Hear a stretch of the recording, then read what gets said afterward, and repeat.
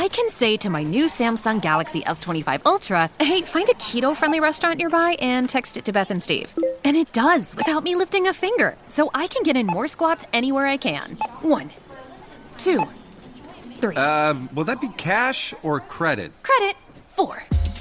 Galaxy S25 Ultra, the AI companion that does the heavy lifting so you can do you. Get yours at Samsung.com. Compatible with select apps. Requires Google Gemini account. Results may vary based on input. Check responses for accuracy.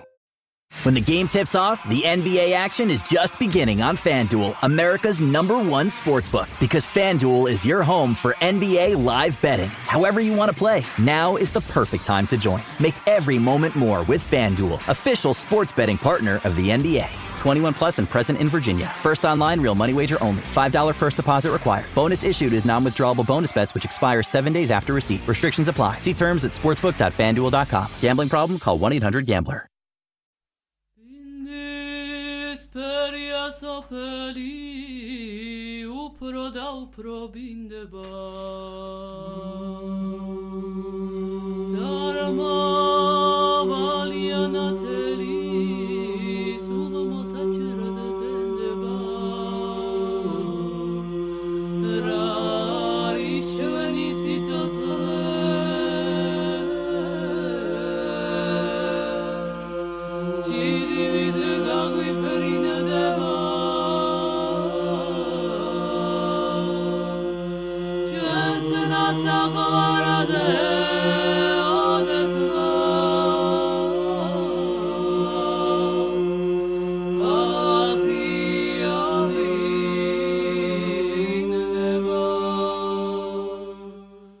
Gamarjoba, and welcome to the history of Saqartvelo, Georgia.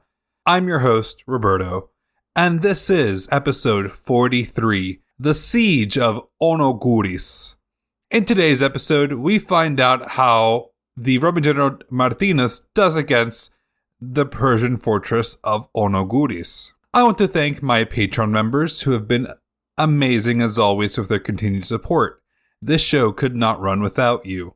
So you're getting a shout out. Thanks to Audrey Neeson, Andrew Schneider, Mitchell Dutt, Eric Nicholson, Jared Eliasser, Hallie Kuntz, Ari Tena, Quinn Campagna, David Montgomery, Konstantin Meglishvili, and Ashley Fisher. You're all amazing and I value each and every one of you. Also, thanks to everyone who joined us at the intelligence speech on February 8th. It was a great time there, and we talked about the Tbilisi metro system and Soviet urbanism with a Georgian flair. In our last episode, the Roman commanders Martinus, Rusticus, and John murdered the Lazai king, Gubaz II, for a mere difference in opinions on how the war should be run. This cemented the full loss of Lazai support for the Romans, as they were already aggravated by the lack of respect that the Romans had been giving them. But the Romans would get back to work, and General Martinus returned to their fortress at Nokalakevi and ordered his men to quickly prepare for a full-scale attack against the Persians. This came as rather abrupt, and getting the men ready this quickly could prove to be disadvantageous to the Romans, but Martinus did not care. He needed to take over the fortress to have some sort of success under his belt. This was to ensure that when Emperor Justinian heard that King Gubaz II had been murdered, Martinus' success in the battlefield could be something to show him. The Roman soldiers worked tirelessly as they prepared the siege engines to be moved against the fortress's walls. As Martinus observed his men's preparations, news came from a messenger. During a scouting mission, Justin, one of Martinus' own commanders, managed to capture a Persian soldier and had him sent over to the camp.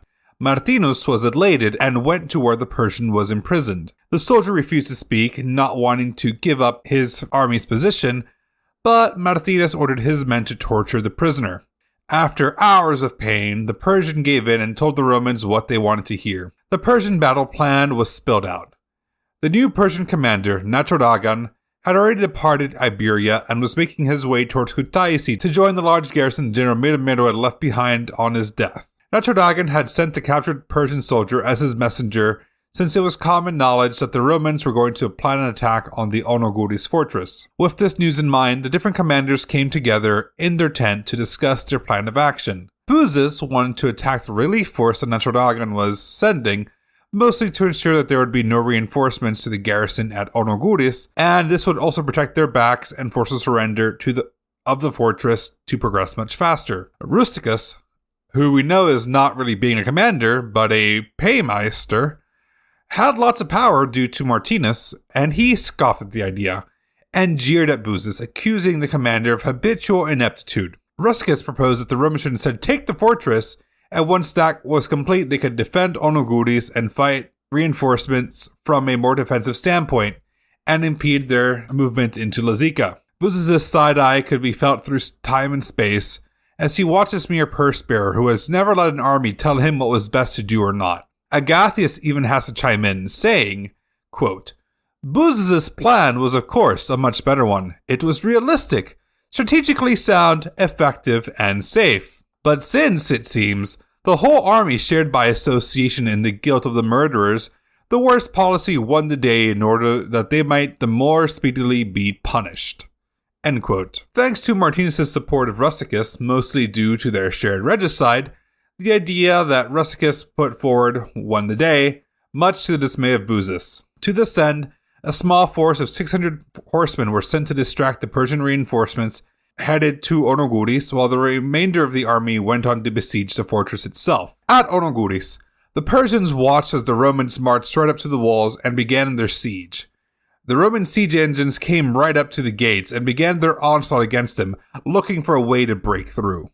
The Persians attempted what they could, from shooting down the Roman troops to slowly whittle the forces down and attacking the men controlling the siege engines.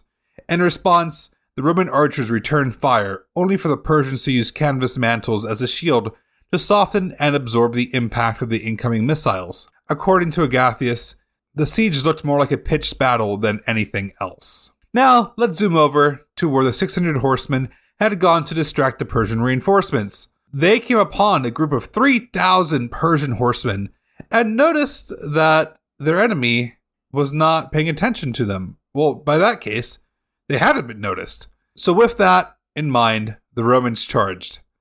The charge caught the Persians off guard and caused chaos to grow within their ranks. They panicked and fled the battlefield, thinking that there must be a larger force coming their way. A messenger was sent back to Onoguris to let Martinus know of the small horsemen's contingent success against Natrodagan's reinforcements. When news arrived, the Romans fought with even more vigor, seeing their way breaking through Onoguris much faster.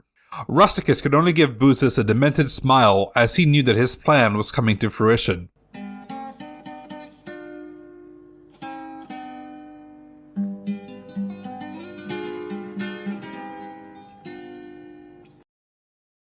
Ryan Reynolds here from Mint Mobile. I don't know if you knew this, but anyone can get the same premium wireless for $15 a month plan that I've been enjoying. It's not just for celebrities. So do like I did and have one of your assistants switch you to Mint Mobile today. I'm told it's super easy to do at mintmobile.com/switch. Upfront payment of $45 for 3-month plan, equivalent to $15 per month required. Intro rate first 3 months only, then full price plan options available. Taxes and fees extra. See full terms at mintmobile.com.